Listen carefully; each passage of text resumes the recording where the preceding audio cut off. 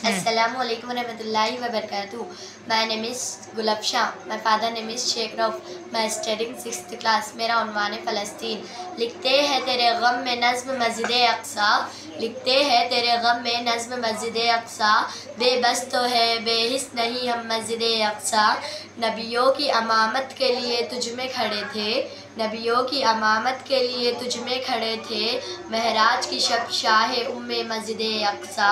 इब्ने जमू सजोश नहीं क़ल्ब में लेकिन मांगी है दुआएं दी नमू मस्जिद अक़सा.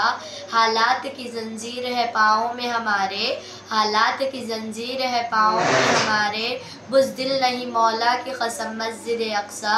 गफलत में गिरफ्तार है लेकिन नहीं भूले, गफलत में गिरफ्तार है लेकिन नहीं भूले, हज़रत उमर के नक्शे कदम मस्जिद अक़सा.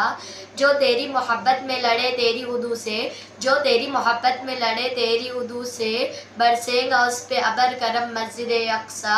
कुछ सर फिरे लड़ते हुए तुझ पे फ़िदा, कुछ सर फिरे लड़ते हुए तुझ पे हुए फ़िदा, हम भी करेंगे तारीख़ रक़म मस्जिद अक़सा.